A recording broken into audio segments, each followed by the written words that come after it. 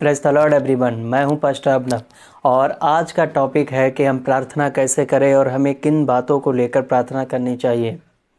सबसे बड़ा अहम सवाल है जिस पर मैं चर्चा करना चाहूँगा और मैं आपको बताना चाहता हूं कि जब प्रार्थना से संबंधित कोई क्वेश्चन हमारे पास आता है कि हमें प्रार्थना कैसे करनी चाहिए, हमें प्रार्थना में क्या बोलना चाहिए, तो मैं आपको कहना चाहूँगा कि प्रभु स्वयं आपकी मदद करेगा कि आपको क्या प्रार्थना करनी चाहिए। आप इसकी बिल्कुल चिंता मत करें। आप प्रार्थना कैसे करते हैं, देखो, जब हम प्रार्थना करने जाते हैं तो प्रार्थना का अर्थ आपको पहले पता होना चाहिए, जो होता है कि मांगना या विनती करना।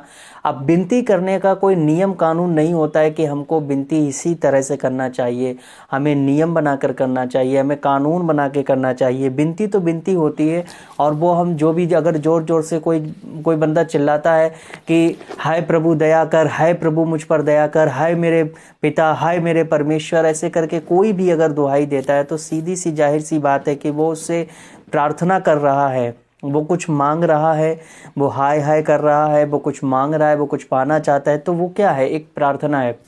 तो आपको इससे बिल्कुल ही डरना नहीं चाहिए कि हमें प्रार्थना करनी नहीं आती है या हम प्रार्थना में क्या बोलें। प्रार्थना अपने दिल की बातों को कहना होता है, अपने दिल के जज्बातों को, अपने दिल की इच्छा को, अपने पूरे दिल को, अपने पूरे मन को खोल कर जो है बता देना, उसको प्रार्थना कहते हैं।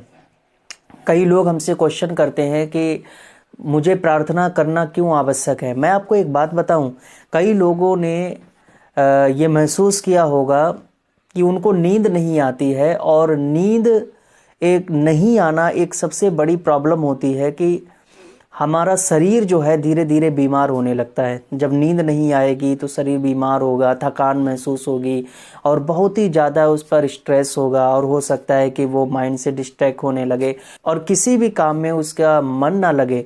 तो ये सब साइन होते धीरे धीरे उसकी लाइफ जो है डैमेज होने लगती है।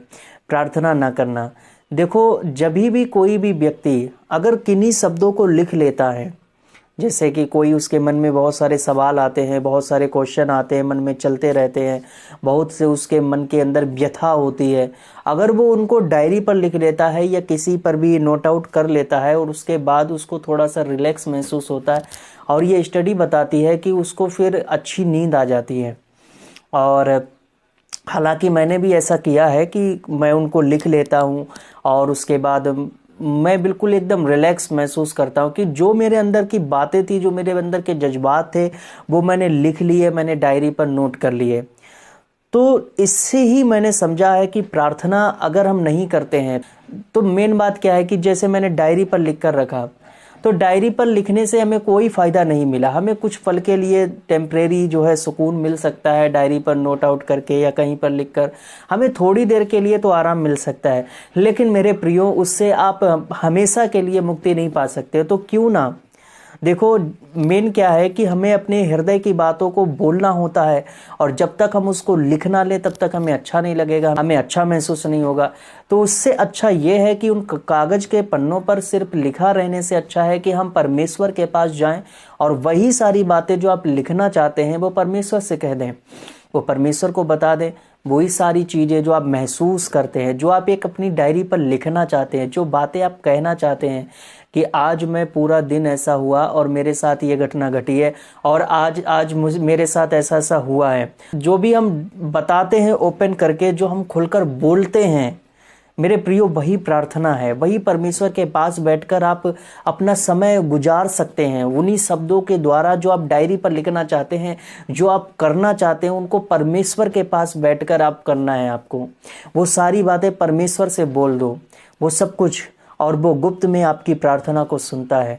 वो गुप्त में आपकी सुनने वाला परमेश्वर है कि मेरे बेटे ने आज मुझसे क्या कहा है, मेरा बेटा आज मुझसे कहना क्या चाहता है, और वो परमेश्वर सुनता है। वो खाली पन्नों के समान नहीं होगा जो सिर्फ आपने लिख कर रखा और उसका कोई मतलब नहीं हुआ, लेकिन परमेश्वर से कही गई बात हमेशा उत्तर लेकर आती है, और वो आपको उत्तर जरूर मिलेगा।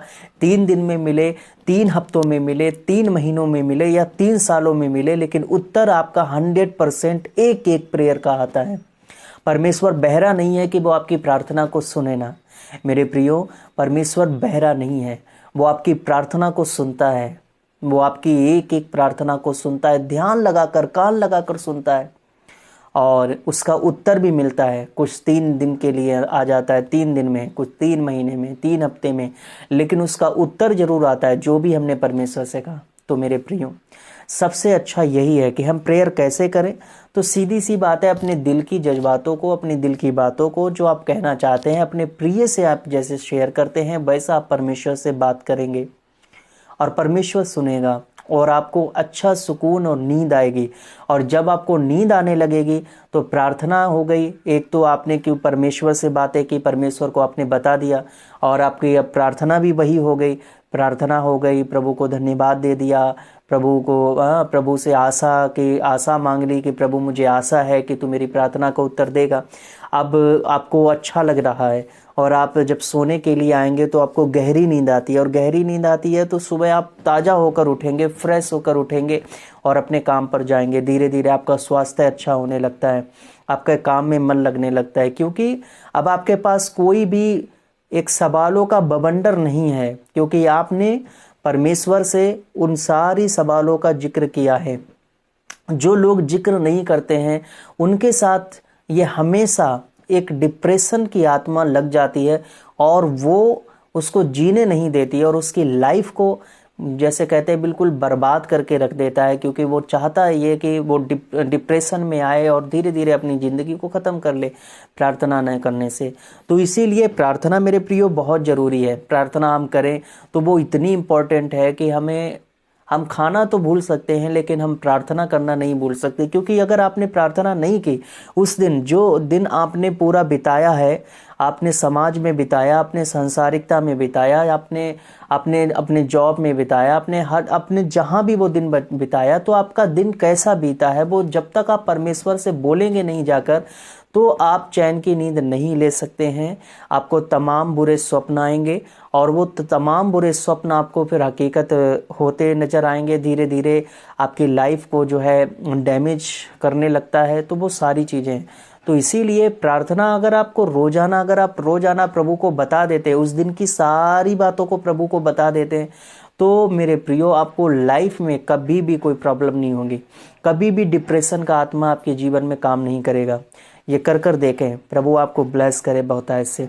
वीडियो अच्छा लगा हो तो इसको शेयर करो, अपने उन सभी मित्रों के पास शेयर करो जो डिप्रेशन का शिकार हैं, जो बहुत परेशान हैं, जिनके मन में बहुत सारे क्वेश्चन चलते रहते हैं।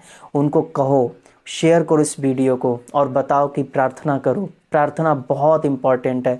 ये आप कर तो देखो, एक बार आप करके देखो, आपको चैन की नींद ना आए तो कह देना, आप यही कमेंट करेंगे आकर कि मुझे इस वीडियो के द्वारा बहुत ही फ़ायदा हुआ है, इस सेरेमन के द्वारा आपको बहुत ही फ़ायदा हुआ है। प्रभु आपको ब्लेस करे और शेयर करने में भी आपकी मदद करे। God bless all of you.